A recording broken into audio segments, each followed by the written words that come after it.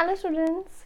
तो आज हम हमारा नया टॉपिक करेंगे और ये है abnormal molecular masses and went Hoff factor. ये आपके सिलेबस में बहुत ही ज़्यादा इंपॉर्टेंट टॉपिक है क्योंकि वेंट हॉफ फैक्टर से क्वेश्चन जो हैं आपके बोर्ड एग्जाम्स के लिए भी रहते हैं और अगर आप किसी एंट्रेंस एग्जाम के लिए अपीयर करते हो लाइक नीट एंड दिस, तो उसमें भी आपको जो क्वेश्चंस हैं घुमा फिरा कर वेंट हॉफ फैक्टर से रहते हैं। तो ये टॉपिक बहुत इंपॉर्टेंट है और इस टॉपिक को समझने के लिए आपको कॉलीगेटिव प्रॉपर्टीज आनी बहुत ज़रूरी है।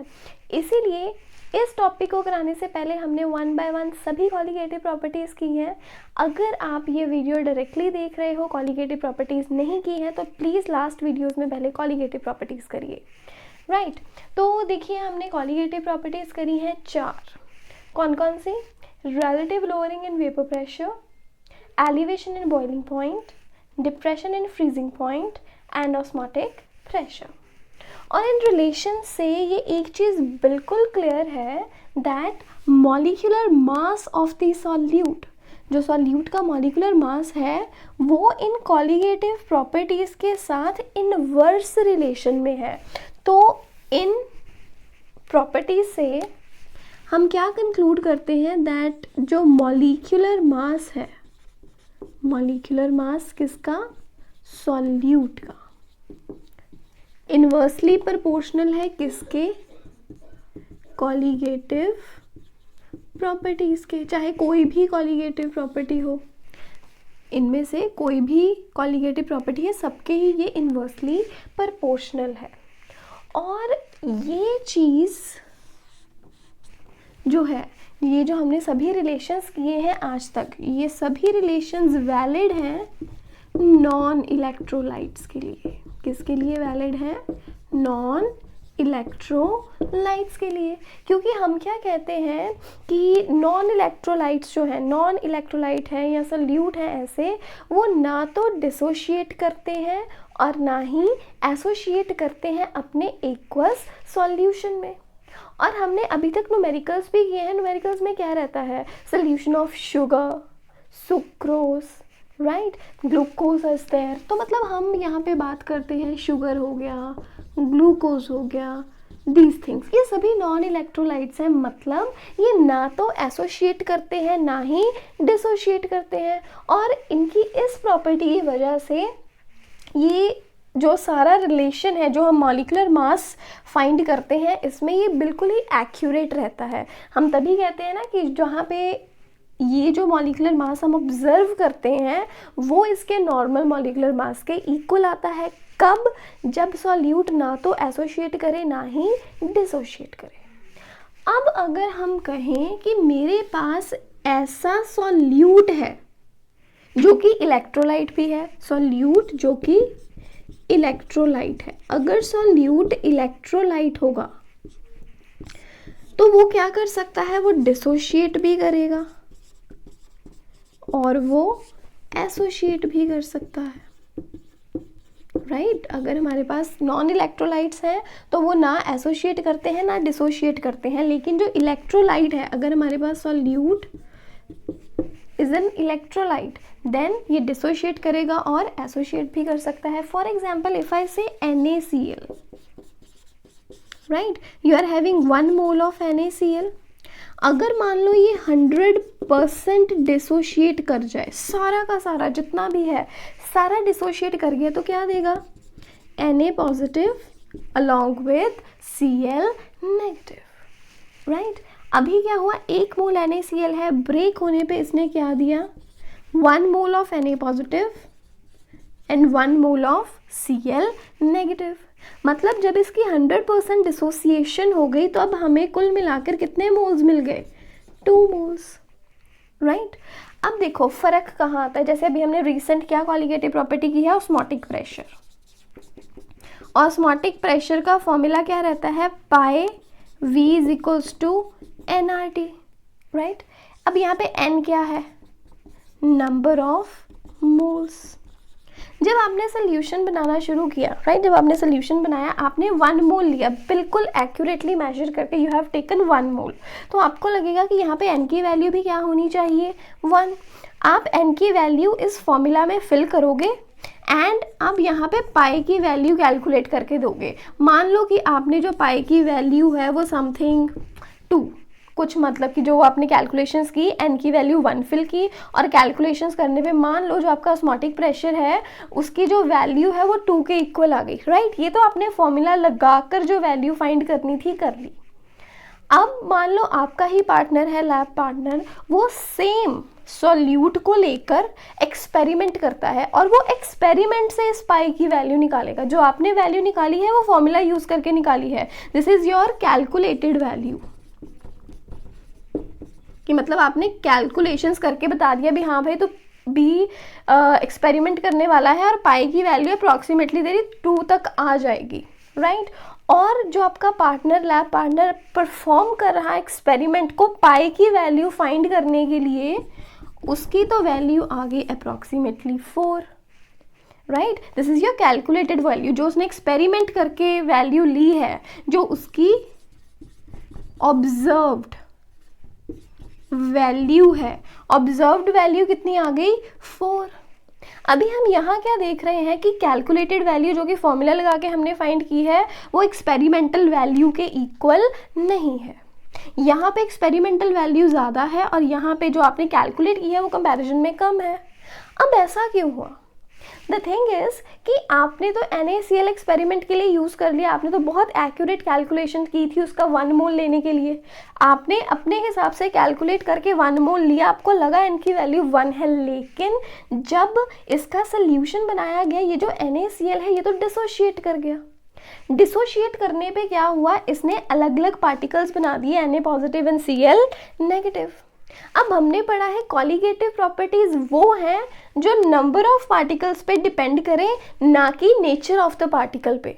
मतलब वो ये देख रही हैं कॉलीगेटिव प्रॉपर्टीज कि मेरे पास कुल टोटल कितने सल्यूट पार्टिकल्स हैं, वो ये नहीं देख रही that solute particle as Na positive है या Cl नेगेटिव है या NaCl है, ऐसा कुछ नहीं हो रहा।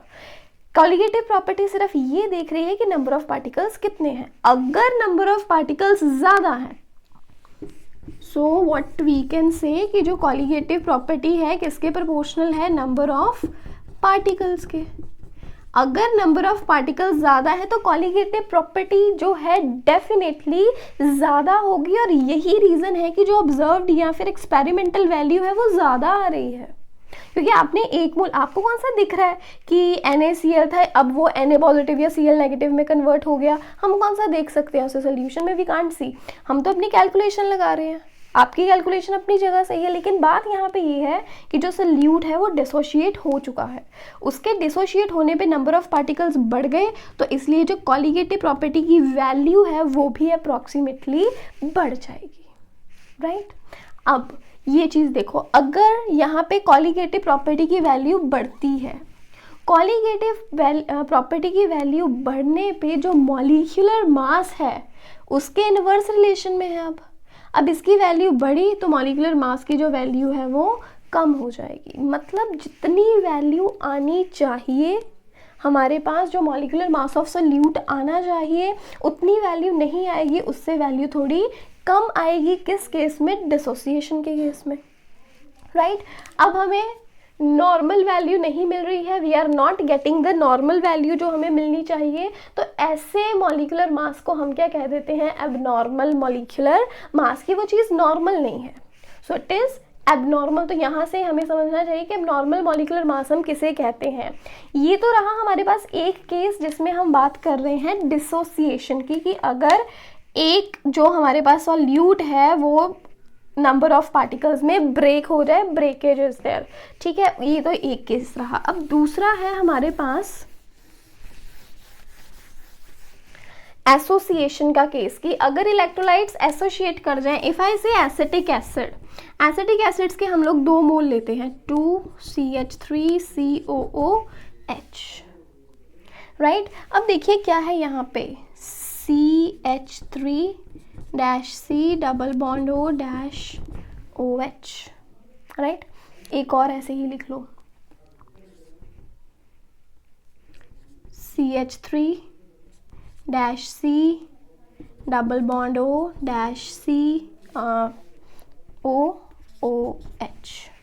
अब देखिए, जब बहुत सारे हमारे पास पार्टिकल्स प्रेजेंट हैं एसिटिक एसिड के, अब क्या रहेगा कि ये हाइड्रोजन बॉन्डिंग कर सकते हैं।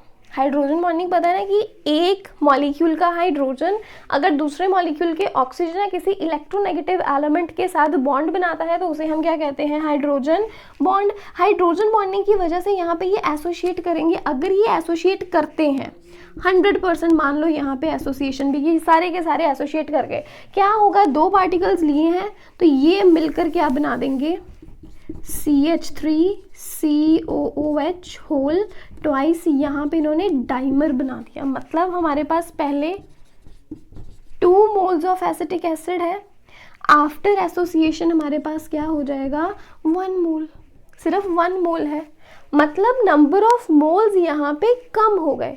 अगर नंबर ऑफ मोल्स कम हो गए इस टाइम पे भी जो हमारी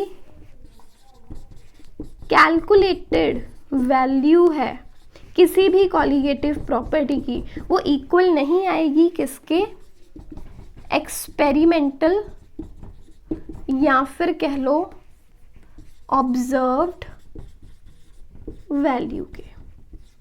अगर सेम कॉलिगेटिव प्रॉपर्टी पे हम एक्सपेरिमेंट परफॉर्म करते तो वहाँ से जो हमें वैल्यू मिलेगी, इन दोनों वैल्यूज़ में फ़र्क रहेगा, सेम नहीं होगी।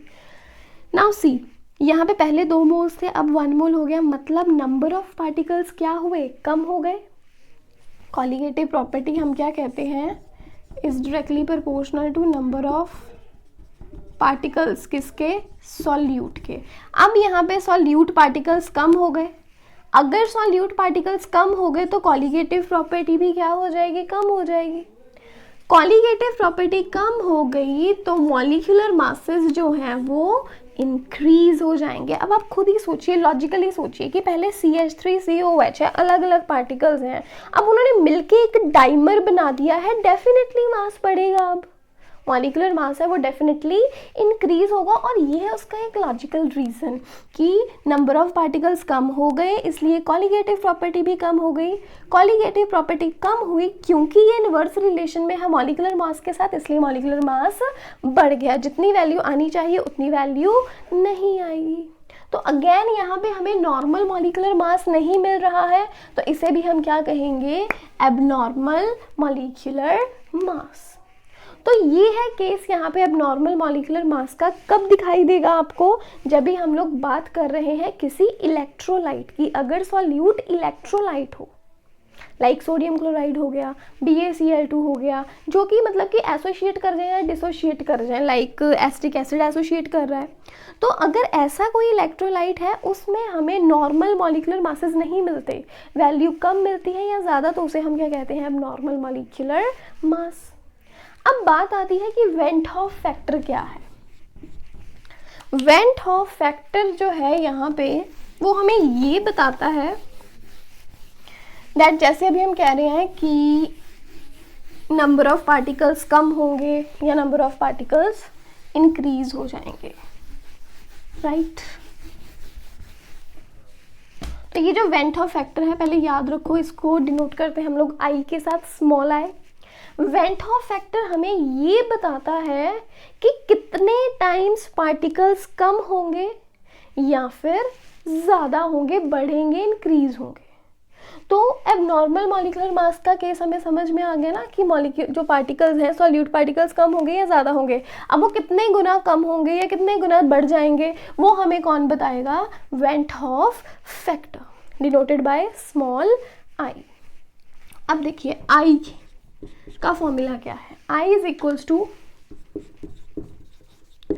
Total number of moles of solute after association और dissociation divided by total number of moles किसके, सॉल्यूट के, बिफोर एसोसिएशन और डिसोसिएशन।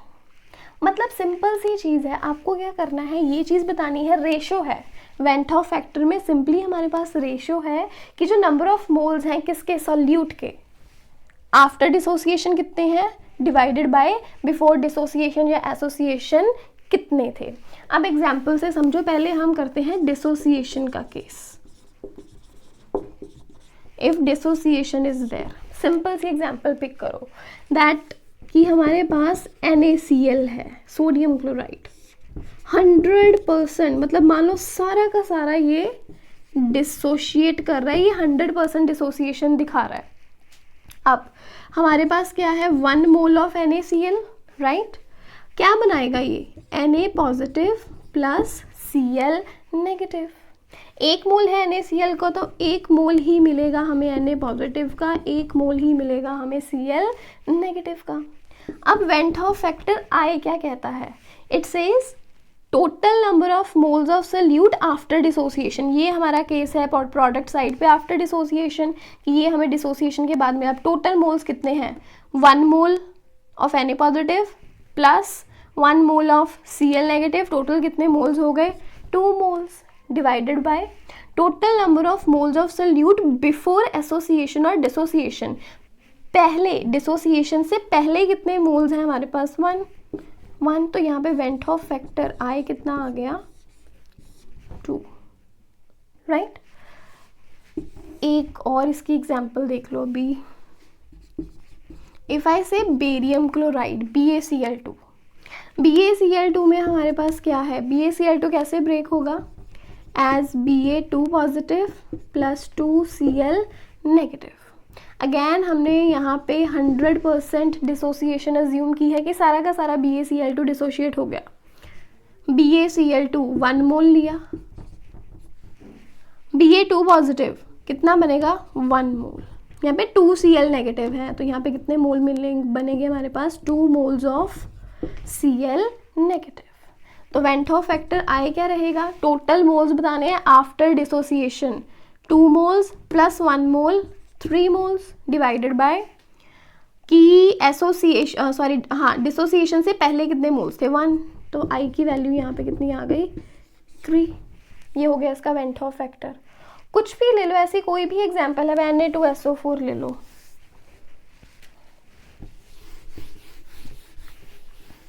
बस फॉर्मूला माइंड में क्लियर होना चाहिए। सोडियम सल्फेट Na2SO4 क्या बनाएगा, 2Na positive plus SO4 2 negative. Again 1 मोल अज्यूम किया सोडियम सल्फेट का, ये बनाएगा 2 moles of Na positive and 1 mole of sulphate oil. Went Hoff factor क्या आ जाएगा इसका, after dissociation 2 + 1 3 moles, divided bye Na2SO4 के कितने मोल्स हैं, 1, तो यहाँ पे वेंट ऑफ फैक्टर भी कितना रह गया, 3। अब ये देखिए, यहाँ पे हमेशा जो वेंट ऑफ फैक्टर है 1 से बड़ी वैल्यू आ रही है, तो जनरली ये भी याद रखना है डिसोसिएशन के केस में जो I है it is always greater than 1। ये आपको 1 मार्क का क्वेश्चन हो सकता है, MCQ किसी तरीके से भी, दैट डिसोसिएशन के केस में I is greater than 1। Okay, ये तो रहा केस जहाँ पे हम 100% डिसोसिएशन मानते हैं, पर 100% डिसोसिएशन पॉसिबल नहीं होती, उससे कम ही रहती है कुछ, ठीक है। तो अभी हम केस कंसिडर करते हैं if the dissociation is not complete, कि कंप्लीट डिसोसिएशन नहीं है, कुछ ना कुछ रह जाती है, राइट।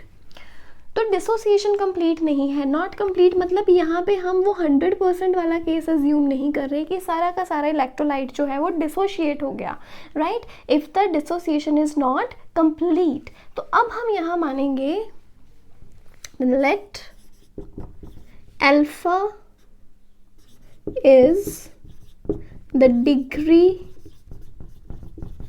of dissociation, और यहाँ हम मान लेते हैं कि जो अल्फ़ा है वो क्या है, degree of dissociation. Degree of dissociation समझते हो ना, कि किस एक्सटेंट तक वो डिसोशिएट कर रहा है, कितने मोल्स में डिसोशिएट होगा। तो यहाँ पे हमने मान लिया कि अल्फ़ा क्या है, degree of dissociation.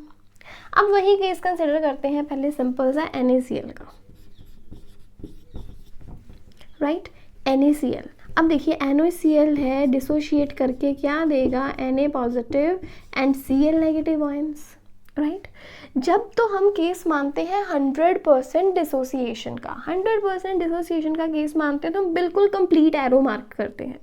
But when we से dissociation is not complete, dissociation complete नहीं है, कुछ हद तक होगी, तब हम क्या करते हैं, यहाँ पे रिवर्सिबल का साइन मार्क करते हैं। रिवर्सिबल का साइन मार्क करने का क्या मतलब है यहाँ पे, दैट कि कुछ पॉइंट तक NaCl डिसोशिएट होके हमें क्या देता रहेगा, Na पॉजिटिव Cl नेगेटिव, और जब इक्विलिब्रियम की स्टेट पहुंच जाएगी तो Na positive and Cl negative वापस से हमें क्या देना शुरू कर देंगे, NaCl। तो इस तरह से हम कहते हैं कि डिसोसिएशन कभी पूरी नहीं होगी, कंप्लीटली NaCl जो है वो डिसोशिएट नहीं करेगा। ये मीनिंग है इनकम्प्लीट डिसोसिएशन का, right. This is the case here. अब हम मानते हैं दैट इनिशियली मतलब शुरू में, बिल्कुल शुरू में हमने 1 मोल लिया, किसका, NaCl का। NaCl का हमने कितना लिया, 1 मोल। जब बिल्कुल स्टार्टिंग है, अभी ये पूरा एज सच पड़ा है अनडिसोसिएटेड, राइट, 1 मोल है इसका। इस टाइम पे Na positive and Cl negative नहीं बने तो इनके 0 मोल्स हैं हमारे पास, अभी ये 0 0 पे है। लेकिन जब इक्विलिब्रियम की स्टेट आएगी, एट इक्विलिब्रियम, जब इक्विलिब्रियम की स्टेट आ गई, जितनी डिसोसिएशन हो सकती थी मैक्सिमम उतनी डिसोसिएशन हो गई, कितनी, अल्फा। जितनी मैक्सिमम डिसोसिएशन हो सकती थी उतनी हो गई, अल्फा के बराबर। अब ये देखो 1 मोल हमने स्टार्टिंग में लिया, 1 मोल हमने लिया, अल्फा उसमें से डिसोशिएट कर गया।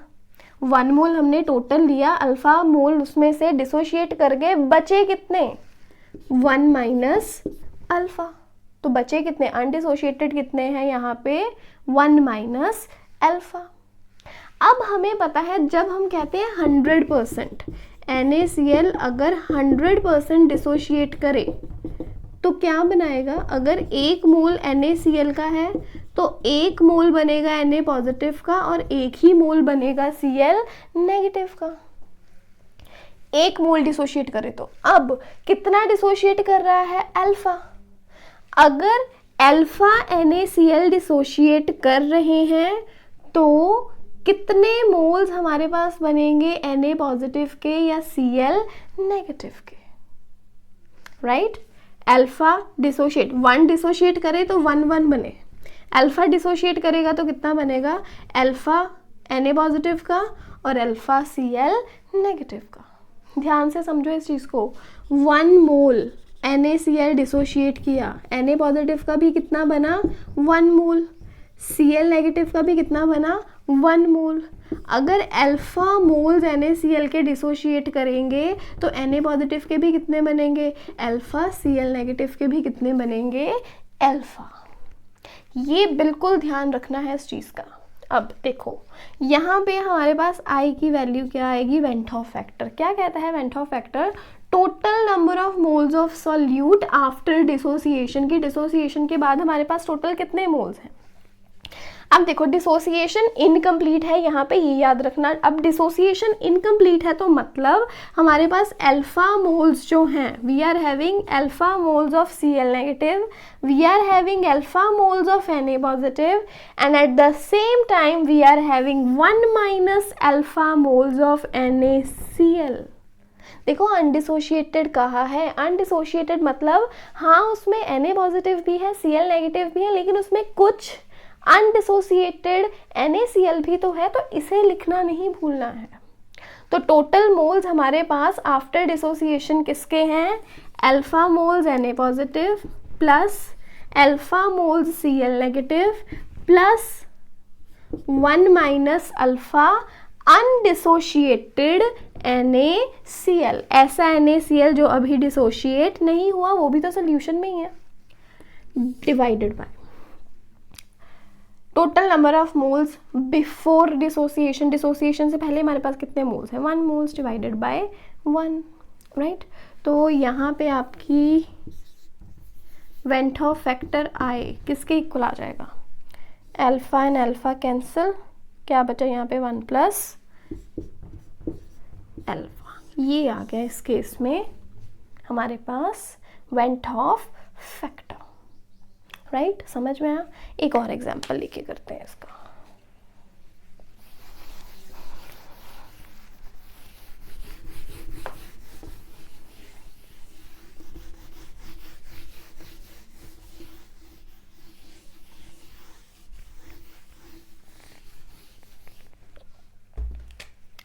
Late us take now sodium sulphate का देख लेते हैं। कंप्लीट डिसोसिएशन नहीं है, इनकम्प्लीट है, तो reversible sign. Na2SO4 it will give you 2Na positive plus SO4 2 negative, right।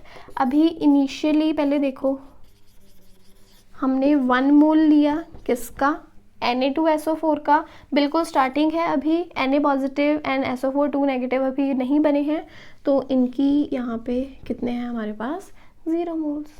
1 mole Na2SO4, ये दोनों 0 पे हैं अभी क्योंकि अभी डिसोसिएशन स्टार्ट नहीं हुई। जब इक्विलिब्रियम पे पहुंच जाएगा, एट इक्विलिब्रियम,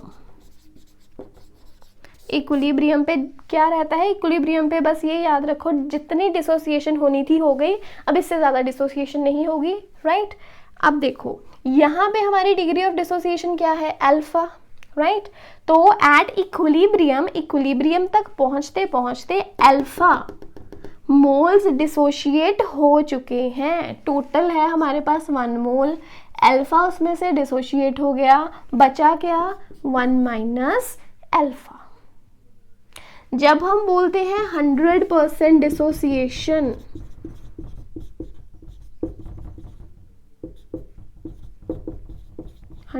डिसोसिएशन में हम क्या कहते हैं, 1 मोल हमारे पास अगर Na2SO4 है तो वो क्या बना के देगा, 2 moles of Na positive and 1 mole of SO4 2 negative. 1 mole Na2SO4 क्या बनाएगा, 2 moles of Na positive and 1 mole of SO4 2 negative.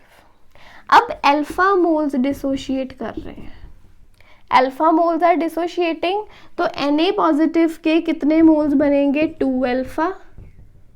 Alpha is degree of dissociation, मतलब अल्फा मोल्स डिसोशिएट कर रहे हैं, 1 डिसोशिएट करने पे मिले 2 moles, 2 into 1 2, right.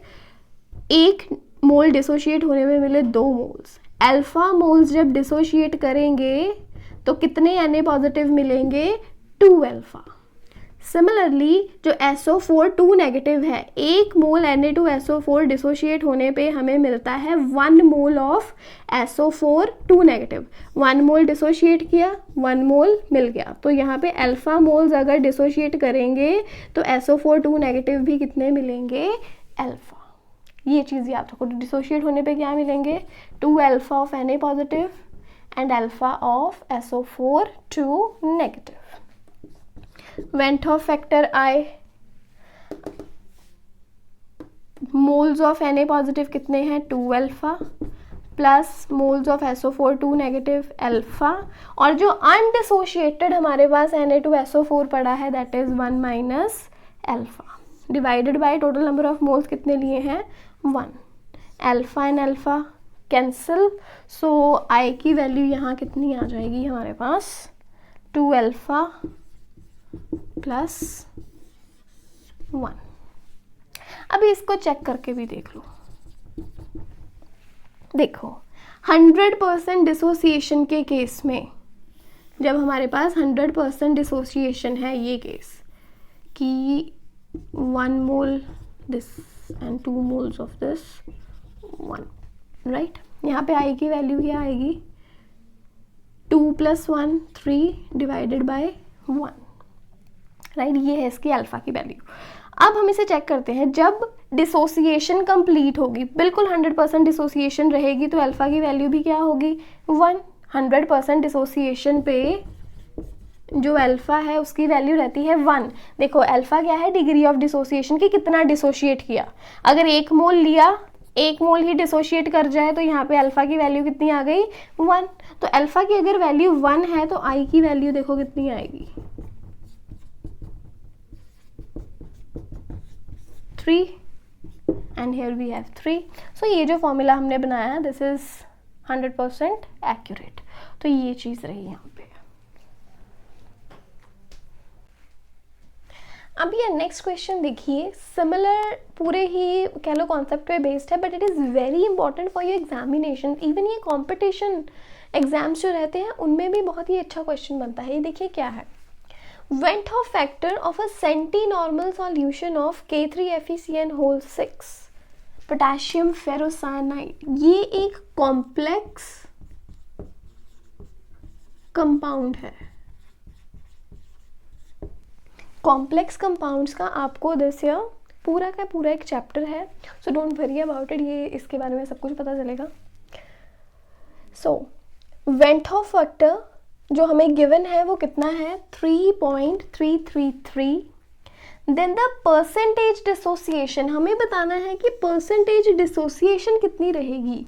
Percentage dissociation of K3FeCN6, ये आपको 4 ऑप्शंस गिवन है एंड इसमें से आपको जो भी एक्यूरेट ऑप्शन है उस पर आपको टिक करना है। अब देखिए इसका सोल्यूशन क्या रहेगा। सबसे पहले देखिए कंपाउंड क्या गिवन है हमें, K3FeCN6। देखिए ये बॉक्स ब्रैकेट्स है ना, इसे हम कहते हैं कोऑर्डिनेशन एंटिटी। क्या कहते हैं इसे हम, कोऑर्डिनेशन एंटिटी। और जब भी डिसोसिएशन होती है, डिसोसिएशन होने पे ये जो कोऑर्डिनेशन एंटिटी है ये एज 1 हमेशा, ये मतलब ये फर्दर ब्रेक नहीं होगी, right, it will remain as such. अब हमें पता है पोटेशियम के ऊपर पॉजिटिव चार्ज होता है, यहाँ पे K3 है तो हमें क्या मिलेगा, 3K पॉजिटिव, और ये सारी एंटिटी एज सच रहेगी, प्लस FeCN6। अब देखिए ये पूरा एक कंपाउंड है, ओवरऑल न्यूट्रल कंपाउंड है। अब देखिए यहाँ पे 3K पॉजिटिव है, मतलब टोटल पॉजिटिव चार्ज कितना हो गया, 3 पॉजिटिव। अब न्यूट्रलिटी मेंटेन करने के लिए ये जो पूरी हमारे पास कॉम्प्लेक्स एंटिटी है इस पे चार्ज कितना होना चाहिए, 3 नेगेटिव। तो ये रही इसकी डिसोसिएशन। अभी इन्होंने कहा है कि दैट हमें फाइंड करनी है परसेंटेज डिसोसिएशन कितनी है, ये हमें पता नहीं है, तो हम अज्यूम कर लेते हैं let alpha is the degree of dissociation. हमने मान लिया कि जो अल्फा है वो डिग्री ऑफ डिसोसिएशन है। अभी हम करेंगे सेम। इनिशियली हम अज्यूम करते हैं कि हमने इस कंपाउंड का लिया 1 मोल, और इस टाइम पे K पॉजिटिव भी 0 है और ये पूरी एंटिटी भी 0 पे है। इक्विलिब्रियम पे क्या होगा, एट इक्विलिब्रियम, मतलब जितनी डिसोसिएशन हो सकती थी उतनी डिसोसिएशन हो गई, कितनी, अल्फा। 1 मोल है, अल्फा डिसोशिएट कर गए, बचे क्या, 1 माइनस अल्फा, राइट। अब देखिए अगर 100% डिसोसिएशन होती तो 1 मोल ऑफ दिस कंपाउंड क्या बनाता, 3 moles of K positive and 1 mole of FeCN6 3 negative. 3 मोल बनते किसके, K पॉजिटिव के। अब अल्फा डिसोशिएट कर रहे हैं तो कितने बनने चाहिए, 3 अल्फा। इसका 1 मोल ही बनता तो यहाँ पे क्या आ जाएगा, अल्फा, राइट। इतना क्लियर। तो अभी हम फॉर्मूला लगाएंगे। अब वेंट हॉफ फैक्टर आई किसके इक्वल रहता है कि हमारे पास कितने नंबर ऑफ मोल्स प्रेजेंट हैं after dissociation, 3 alpha plus alpha plus 1 minus alpha divided bye before dissociation कितने मोल्स थे हमारे पास, 1। अल्फा एंड अल्फा कैंसिल, आई की वैल्यू कितनी आ गई, 3 अल्फा प्लस 1। अब देखिए वेंट हॉफ फैक्टर हमें गिवन है, वेंट हॉफ फैक्टर इज 3.333। अब यहाँ पे हम वेंट हॉफ फैक्टर आई की वैल्यू फिल कर देंगे, 3.333 is equals to 3 alpha minus 1। Alpha क्या है? Degree of dissociation. हमें फाइंड भी डिसोसिएशन परसेंटेज करनी है, तो पहले डिग्री ऑफ डिसोसिएशन निकालनी कितनी है। तो 3 अल्फा इधर रखेंगे, राइट। तो अभी 3 अल्फा प्लस 1 आ गया ना। I is equals to 3 alpha plus 1। अब ये 1 है, इधर जाके क्या हो जाएगा? माइनस। तो क्या आ गया? 3.333 माइनस 1। 3 अल्फा किसके इक्वल आ गया? 2.333। Alpha is equals to 2.333 divided by 3। और करते करते आपका आंसर कितना आ जाएगा? Alpha will be equals to 0.777। अब देखिए अल्फा की वैल्यू आपको आ रही है 0.777। मतलब देखिए नॉर्मल अगर हम डिग्री ऑफ डिसोसिएशन निकालते हैं तो वो वैल्यू फ्रैक्शंस में रहती है, ये चीज़ भी याद रखना। अब हमें इसकी परसेंटेज में कन्वर्ट करना है, हमें निकालनी है परसेंटेज डिसोसिएशन। परसेंटेज डिसोसिएशन के लिए हम क्या करेंगे? जो हमारी degree of dissociation I alpha, उसको मल्टीप्लाई कर देंगे 100 के साथ। 0.777 मल्टीप्लाइड विथ 100 तो कितना आ गया? 77.7%। अप्रॉक्सीमेट आंसर कितना आ गया? ये हमारा 78%, राइट। तो हमारा यहाँ पे आंसर क्या रहेगा? C. So the answer is option C, 78%, क्योंकि बाकी तो सारे डिफरेंट वैल्यूज है। 0.78 मत लिखना, यहाँ से 0.777 करके 0.78 आंसर मत लिख देना, ये डिग्री ऑफ डिसोसिएशन है। उन्होंने परसेंटेज डिसोसिएशन पूछी है, तो परसेंटेज के लिए जो भी डिग्री ऑफ डिसोसिएशन आती है, जितनी भी वैल्यू, उसे 100 के साथ मल्टीप्लाई करेंगे and then will get our result. तो आंसर सी है, इसे बी के साथ कंफ्यूज नहीं करना, right. This is the thing here. अब देखिए आपको कॉन्सेप्ट क्लियर हो गया ना, that how do we find the Van't Hoff factor। तो आपकी बुक्स में बहुत कई बुक्स हैं जिनमें एक जनरल सा फॉर्मूला गिवन रहता है। अब वो देखते हैं कैसे बनता है। पहले कॉन्सेप्ट क्लियर करना ज़्यादा ज़रूरी है। अब देखिए जनरल सी बात लेते हैं कि आपके पास AN है, डिसोशिएट करके बनाएगा Na। AN एक कंपाउंड है, उसने क्या बना दिया? डिसोशिएट होके Na, राइट। तो अभी इसका हमें फाइंड करना है वेंट हॉफ फैक्टर। इनिशियली देखो वैसे ही चलेगा सारा केस। इनिशियली हमने AN का ज्यूम किया 1 मोल, इस टाइम पे Na क्या रहेगा? 0। एट इक्विलिब्रियम पे आकर क्या होगा? अल्फा अगर हो, if alpha is the degree of dissociation, की जो अल्फा है वो डिग्री ऑफ डिसोसिएशन है, उस टाइम पे क्या होगा कि 1 मोल्स हैं, अल्फा उसमें से डिसोशिएट कर गया इक्विलिब्रियम तक आते आते, तो बचे कितने? 1 माइनस अल्फा, राइट। अब देखिए जब 100% एसोसिएशन होती, अगर 100% एसोसिएशन है तो 1 मोल ऑफ AN, राइट, हमें n मोल्स प्रोवाइड करेगा A के। 1 mole of AN will provide us n moles of A। अब डिग्री ऑफ डिसोसिएशन कितनी है? अल्फा। तो अल्फा मोल्स ऑफ AN हमें कितने मोल्स A के प्रोवाइड करेगा? n alpha, right. 1 मोल है इसका तो हमें n मोल्स मिलेंगे। अगर अल्फा मोल्स हो जाए तो हमें A के कितने मोल्स मिलेंगे? n alpha. डन। अब degree of went Hoff factor I किसके इक्वल रहेगा कि आफ्टर डिसोसिएशन कितने मोल्स हैं हमारे पास? 1 minus alpha plus n alpha divided bye पहले कितने मोल्स थे? 1, राइट। तो यहाँ से हमारे पास आ गया I is equals to 1 minus alpha plus n alpha. I को अगर हम लोग शिफ्ट कर दें क्या आ जाएगा? 1 minus I minus 1 equals to n अल्फा माइनस अल्फा। अल्फा कॉमन निकाल लेते हैं, n minus 1 alpha. So what we can say alpha. अब देखिए यहाँ से आई की वैल्यू भी निकल गई और हम चाहें तो हम यहाँ से अल्फ़ा मतलब डिग्री ऑफ डिसोसिएशन भी फाइंड कर सकते हैं। क्या फॉर्मूला आ जाएगा उसका, I-1/n-1,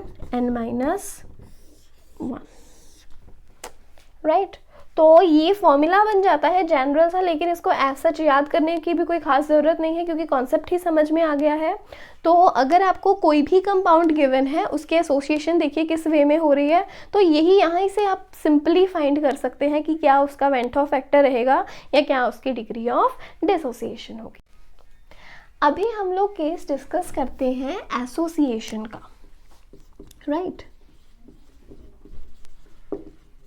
अब देखिए एसोसिएशन के केस में हमारे पास वेंट ऑफ फैक्टर आई किसके इक्वल रहता है, total number of moles of solute after association divided by total number of moles of solute before association, right. Formula वही है, वहाँ पे पहले हम डिसोसिएशन कंसिडर कर रहे थे, अभी हम लोग कंसिडर करेंगे एसोसिएशन। एग्जाम्पल के लिए हम लोग लेते हैं कि हमारे पास वही है same 2 moles of acetic acid. अगर ये मान लो 100% एसोशिएट करता है कि मतलब जितने भी मोल्स हैं सभी मोल्स एसोशिएट कर जाएं, क्या बनेगा, CH3COOH होल ट्वाइस। अब देखिए पहले कितने हैं हमारे पास, 2 मोल्स। आफ्टर एसोसिएशन देखो पूरी एक चीज़ बन गई ना, तो हमारे पास क्या आ गया, 1 मोल। अब इस केस में हमारा जो वेंट ऑफ फैक्टर है आई किसके इक्वल होना चाहिए, total number of moles after association. Association के बाद कितने मोल्स हैं हमारे पास, 1, divided by total number of moles before association. Association से पहले कितने मोल्स हैं, 2। तो आई की वैल्यू क्या आ जाएगी, 1/2, और आई कैन से आई कितना है, 0.5। अब देखिए यहाँ पे क्या है कि एसोसिएशन के केस में जो वेंट ऑफ फैक्टर है i, it is always less than 1। जैसे हमने पहले किया था ना कि अगर हम लोग कंसिडर करते हैं डिसोसिएशन, डिसोसिएशन के केस में जो आई की वैल्यू है इट इज़ ग्रेटर देन 1। अगर एसोसिएशन की बात है तो आई की वैल्यू रहेगी लेस देन 1, राइट। अगर 100% एसोसिएशन हो या 100% डिसोसिएशन, पूरा 100% का केस हो, तभी भी यहाँ पे हमारे लिए आई की वैल्यू क्या आ गई, 0.5 विच इज़ लेस देन 1। तो ये चीज़ बिल्कुल आप याद रखना कि कोई सल्यूट है एसोशिएट करने पे लेस देन 1, डिसोशिएट करने पे ग्रेटर देन 1। अगर आई वेंट ऑफ फैक्टर की वैल्यू हो जाए 1, इसका मतलब जो सॉल्यूट है ना तो एसोशिएट कर रहा है ना ही डिसोशिएट कर रहा है, नीदर एसोशिएटिंग नॉर डिसोसिएटिंग। ये तीनों वैल्यूज आप ज़रूर याद रखना है, ये आपके एग्जाम्स के लिए बहुत इंपॉर्टेंट है। कई बार सिंपल मीनिंग आ जाता है, अगर आपको कहा भी जाए what is the significance of went Hoff factor, तब आप उसमें ये बता सकते हो कि जो वेंट ऑफ फैक्टर है वो हमें नेचर ऑफ सॉल्यूट आइडेंटिफाई करने में हेल्प कर सकता है। कैसे, अगर वेंट ऑफ फैक्टर की वैल्यू 1 है मतलब जो सॉल्यूट है वो नॉर्मल है, ना एसोशिएट कर रहा है ना डिसोशिएट कर रहा है। अगर आई की वैल्यू ग्रेटर देन 1 आ जाए तो मतलब सॉल्यूट जो है डिसोसिएशन दिखा रहा है। अगर आई की वैल्यू लेस देन 1 हो देन वो क्या दिखा रहा है, एसोसिएशन, राइट। तो ये भी बहुत इंपॉर्टेंट क्वेश्चन है, इसे भी याद रखिए। देखिए ये तो हमने कंसिडर कर लिया हमारा 100% एसोसिएशन का केस, लेकिन अगर जो एसोसिएशन है वो 100% ना हो, राइट। सो अब हम केस कंसिडर करेंगे if the association is not complete, कि अगर हमारे पास जो एसोसिएशन है वो कंप्लीट नहीं है, तो मतलब कुछ हद तक, कुछ एक्सटेंट तक एसोशिएट कर रहा है, पूरा का पूरा सॉल्यूट एसोशिएट नहीं कर रहा। अभी हम यहाँ क्या कहेंगे, let alpha is the degree of association। यहाँ पे एसोसिएशन की डिग्री भी हमने क्या मान ली, अल्फा। अब सबसे पहले हम देखेंगे कि इनिशियली क्या केस है। इनिशियली जैसा सेम हम पहले कंसिडर करते हैं वही चीज़ रहेगी कि हमने मान लो लिया 1 mole of acetic acid. Initially हमारे पास 1 मोल है एसिटिक एसिड का, राइट। 1 मोल है एसिटिक एसिड का, तो इस टाइम पे जो डाइमर बना वो कितने पे रहेगा, 0 पे, राइट। नेक्स्ट, अब इक्विलिब्रियम पे जाके क्या होगा, एट इक्विलिब्रियम अल्फा उसमें से एसोशिएट कर गए, लिया हमने टोटल 1 मोल, अल्फा उसमें से एसोशिएट कर गया, बचा कितना, 1 माइनस अल्फा, राइट। अब देखिए 2 मोल्स हैं। अब जब हमने 100% की बात की थी, 100% में हमने क्या कहा, that I am having 2 moles. अगर मेरे पास 2 मोल्स हैं एसिटिक एसिड के, तो 1 मोल बनेगा डाइमर का, मतलब हाफ हो गया ना, 2 का हाफ 1। अगर हमारे पास 2 मोल्स हैं एसिटिक एसिड के, कितना बन गया, 1 मोल, राइट। आफ्टर एसोसिएशन हाफ हो गई, वैल्यू से हाफ से रिड्यूस हो गई। अब अगर अल्फा मोल्स हो, 2 का हाफ 1, तो अल्फा का भी हमें क्या मिलेगा, half after association, that is alpha by 2। दोबारा से समझ लो, 2 मोल्स हैं, 2 का हाफ हो गया 1। अगर अल्फा मोल्स हैं वहाँ पे एसोशिएट हो गए, तो अल्फा का हाफ भी क्या होगा, अल्फा बाय 2, राइट। तो हमारे पास आफ्टर एट इक्विलिब्रियम क्या हो गया, एसिटिक एसिड के बचे हमारे पास 1 माइनस अल्फा मोल्स अनएसोशिएटेड। अब डाइमर कितने बनेंगे हमारे पास, अल्फा बाय 2। आई की वैल्यू क्या कहती है कि आफ्टर एसोसिएशन आपके पास कितने पार्टिकल्स हैं, 1, तो ये हमारे पास है ही alpha by 2 moles of dimer plus 1 minus alpha moles of unassociated acetic acid, कि वो एसिटिक एसिड जो अभी तक अनएसोशिएटेड पड़ा है तो सोल्यूशन में ही, तो ये हमारा आफ्टर एसोसिएशन का केस आ गया। डिवाइडेड बाय कि हमने टोटल मोल्स लिए कितने हैं, 1, डिवाइडेड बाय 1 आ जाएगा सिंपली, राइट। तो अभी देखिए आई की वैल्यू किसके इक्वल आ गई, alpha by 2 plus 1 minus alpha. देखिए alpha by 2 minus alpha, alpha by 2 में से अल्फा को माइनस कर दो, हमारे पास क्या बचेगा, माइनस अल्फा बाय 2, राइट। तो यहाँ पे हमारे पास वैल्यू आ गई आई की, वेंट ऑफ फैक्टर आई किसके इक्वल आ गया हमारा, 1 माइनस अल्फा बाय 2। अब देखिए 1 में से वैल्यू लेस हो रही है, 1 में से कुछ वैल्यू को हम सब्ट्रैक्ट कर रहे हैं, तो डेफिनेटली जो आंसर है वो ना तो 1 आएगा ना 1 से बड़ा आएगा। तो इसीलिए हम कहते हैं कि एसोसिएशन के केस में, इन केस ऑफ एसोसिएशन जो आई है it is always less than 1। ये देखो, ये उसका प्रूफ भी हो गया कि क्यों हम कहते हैं that I is less than 1, क्योंकि देखिए हमारे पास पूरा रिजल्ट ही तैयार हो गया, 1 माइनस अल्फा बाय 2। 1 में से हम कुछ फैक्टर को सब्ट्रैक्ट कर रहे हैं, तो वैल्यू 1 से कम ही आएगी, राइट। तो ये चीज़ रही यहाँ पे। अभी नेक्स्ट देखिए, जैसे ये हमने एग्जाम्पल से कर लिया, इसे हम जनरल, जैसे हमने जनरल बनाया था ना डिसोसिएशन के केस में, सेम जनरल फॉर्मूला जो है हम एसोसिएशन के केस में भी बना सकते हैं। अब देखिए कैसे है, हम कंसिडर करते हैं कि हमारे पास n मोल्स है A के, एसोसिएशन के बाद वो हमें बना के देंगे AN, राइट। AN बना दिया इन्होंने, n मोल्स सभी ने जुड़ के क्या बना दिया, AN, राइट। अब अल्फा हमारा क्या है यहाँ पे, डिग्री ऑफ एसोसिएशन।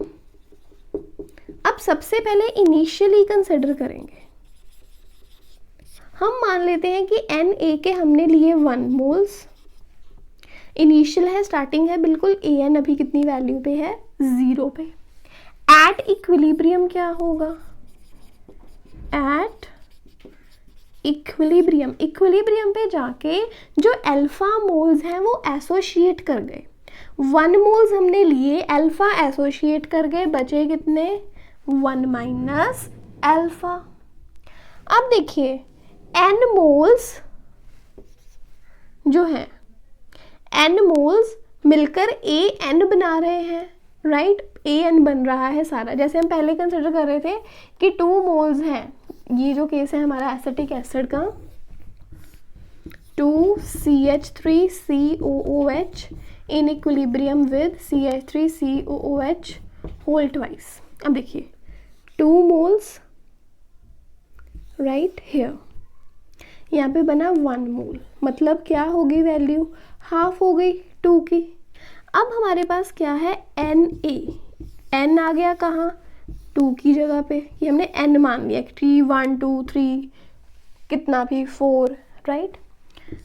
इक्विलिब्रियम में किसके साथ है ये A, n के साथ, 2 की जगह पे क्या आ गया अभी हमारे पास n, राइट। तो हमने माना था कि अगर अल्फा डिग्री ऑफ डिसोसिएशन है तो यहाँ बचा कितना था 1 माइनस अल्फा, और यहाँ वैल्यू कितनी हो गई थी अल्फा बाय 2, क्योंकि ये डाइमर बन रहा था, डाइमर बन रहा था ना कि 2 मॉलिक्यूल्स आपस में ज्वाइन हो रहे थे, डाइमर वॉज देयर, 2 था तो इसे डिवाइड कर दिया 2 के साथ, क्योंकि वो वैल्यू थी जो वो हाफ हो रही थी।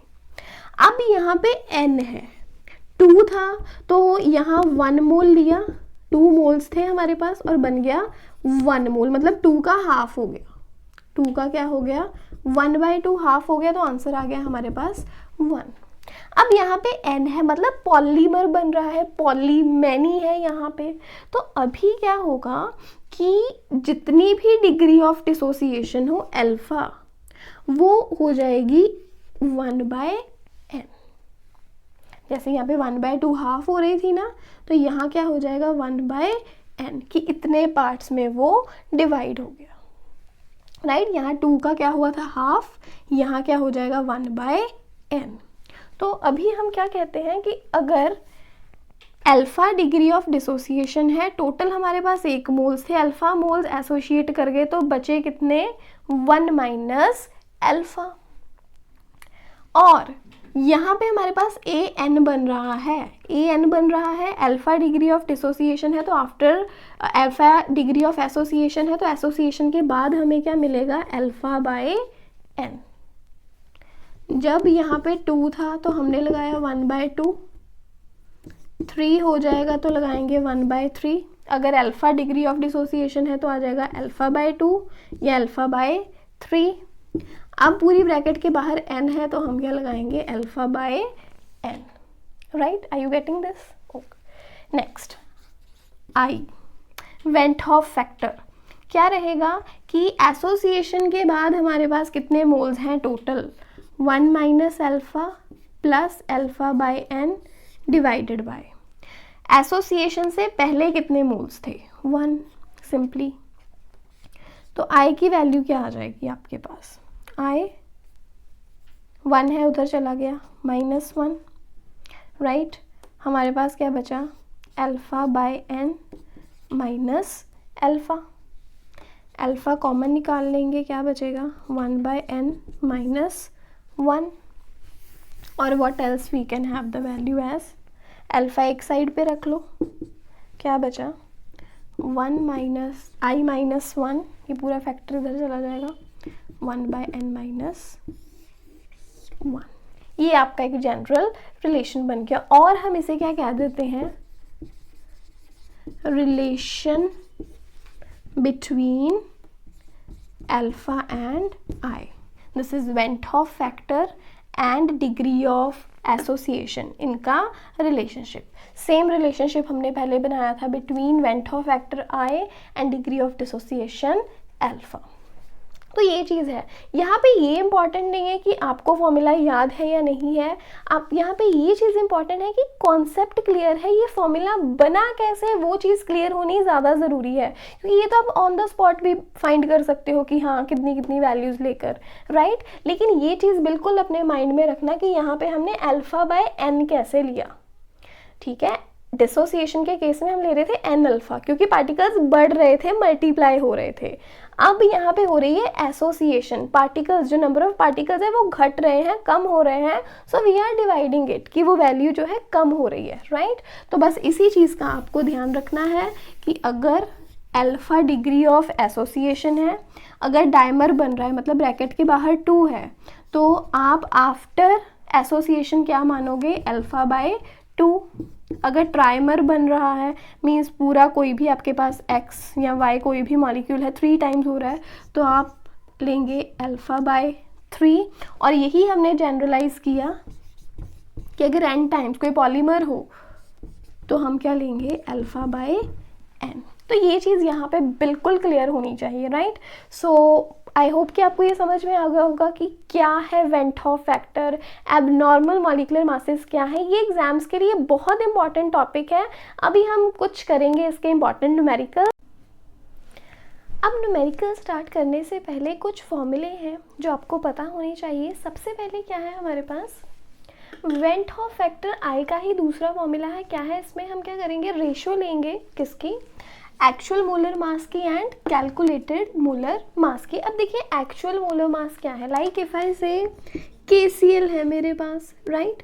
KCl का अगर हमें मास फाइंड करना हो, मोलर मास, हम क्या करेंगे, atomic mass of potassium plus atomic mass of chlorine. Chlorine और पोटेशियम दोनों के मासेस को ऐड करेंगे और हमारे पास क्या आ जाएगा, एक्चुअल मोलर मास के, मतलब नॉर्मली क्या मोलर मास रहता है। आफ्टर दैट हम उसे डिवाइड करेंगे किसके साथ, कैलकुलेटेड मोलर मास के साथ। अब कैलकुलेटेड मोलर मास क्या है कि जितने भी हमारे पास फॉर्मूले हैं क्वालिटेटिव प्रॉपर्टीज़ के, उन फॉर्मूले की हेल्प से हम molar mass of solute find करते हैं वैल्यूज़ फिल इन करके।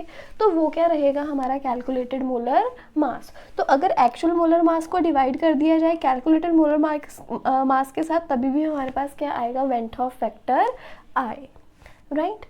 आफ्टर दैट हमने क्वालिटेटिव प्रॉपर्टीज़ की हैं और हमें ये भी पता है कि उनके जो फॉर्मूले हैं वो नॉन इलेक्ट्रोलाइट्स के लिए वैलिड है, राइट।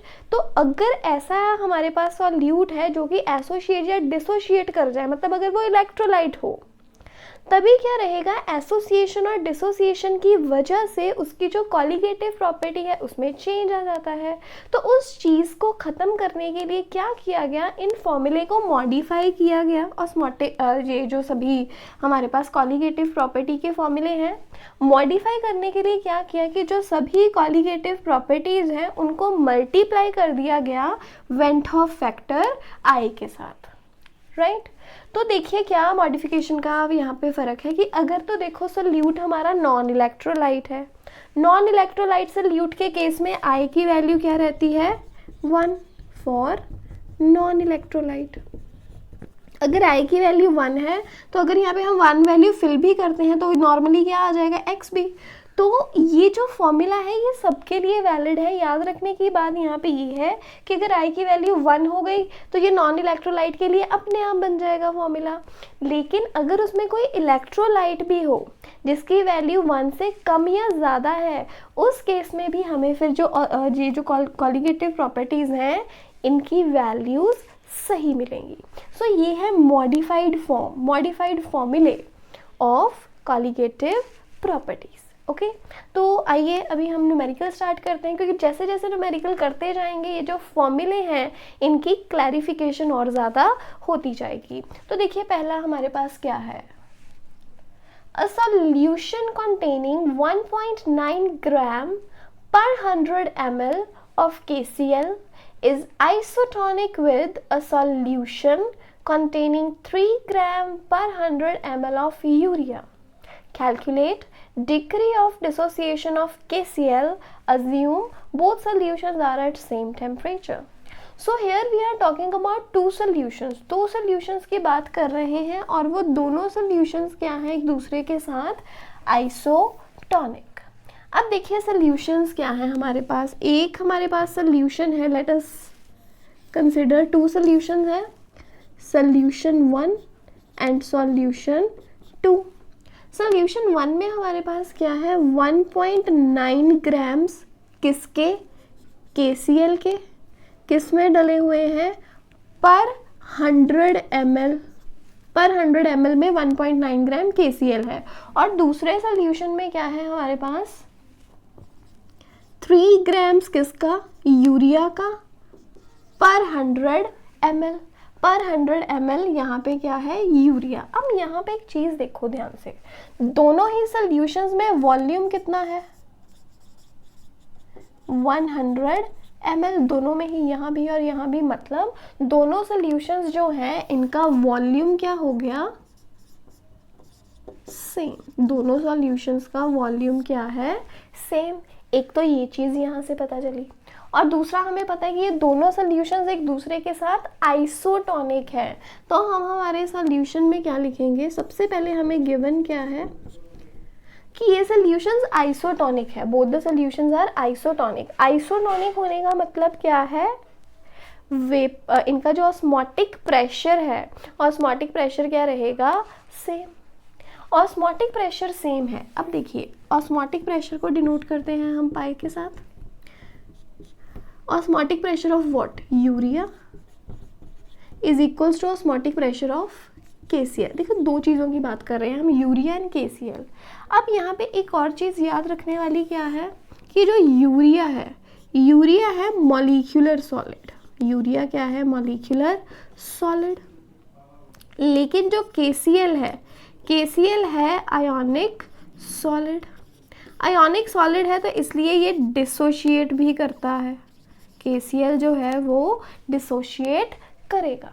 और देखिए हमें कैलकुलेट भी यही करना है, calculate degree of dissociation of KCl। मतलब KCl के केस में डिसोसिएशन है, और जहाँ डिसोसिएशन हो या एसोसिएशन हो वहाँ हम क्या इंट्रोड्यूस करेंगे, went Hoff factor I, right. तो यहाँ ऑस्मोटिक प्रेशर के साथ हम लोग क्या लगा देंगे, went Hoff factor I। So what we can say, osmotic pressure of urea is equals to I times osmotic pressure of KCl। दोनों के osmotic pressures को हमने equal कर दिया। अब देखिए osmotic pressure का फॉर्मूला क्या रहता है, what is the formula for osmotic pressure, pi is equals to N upon VRT, or simply we can say CRT। pi which is the osmotic pressure, right। अब ये किसके इक्वल है, CRT के। अब दोनों में कंफ्यूजन ना हो तो यहाँ हम लिख लेंगे कॉन्सेंट्रेशन के साथ सबस्क्रिप्ट में लिख लेंगे यूरिया, मतलब concentration of urea RT it is equals to I times concentration of what now, KCl RT। Done. R constant है, दोनों में वैल्यू सेम रहेगी, और टेम्परेचर सेम है, ये हमें गिवन है। Temperature is same as given के अकॉर्डिंग क्या है हमारे पास कि जो टेम्परेचर सेम है, तो इसलिए ये वैल्यूज कट हो जाएंगी। तो हमारे पास क्या बचा, concentration of urea is equals to concentration of KCl। Concentration अब किसके इक्वल रहती है, number of moles divided by volume. Number of moles किसके, यूरिया के, और इधर नंबर ऑफ मोल्स किसके, KCl के, डिवाइडेड बाय वॉल्यूम। और ये हम पहले ही देख चुके हैं कि दोनों केसेस में वॉल्यूम क्या है, सेम, तो ये भी कैंसिल। हमारे पास क्या बचा, number of moles of urea is equals to I times number of moles of KCl। number of moles of KCl। अब नंबर ऑफ मोल्स का फॉर्मूला क्या है, mass upon molar mass. Mass of urea का कितना मास है, 3 grams, divided by mass upon molar mass. देखिए molar mass हमें given है ऑलरेडी, कितना है, 60 for urea, which is equals to I times number of moles of KCl। KCl के case में भी सेम फार्मूला रहेगा, mass that is 1.9 grams upon molar mass. देखिए मोलर मास हमें गिवन है कितना है, 74.5 ग्राम्स। अब यहाँ से हम I की वैल्यू कैलकुलेट कर लेंगे, कितनी आ जाएगी, I will be equals to 3/60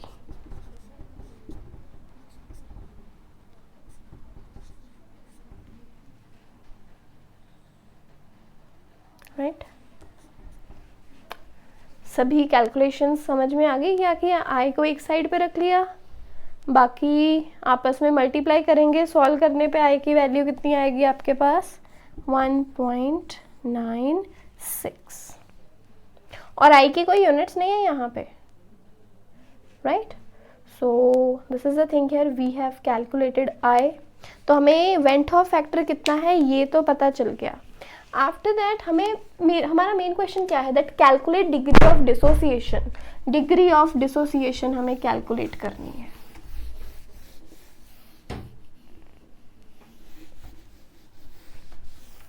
We need to calculate, we have calculated I, लेकिन हमें फाइंड क्या करना है, डिग्री ऑफ डिसोसिएशन। किसकी? KCl की।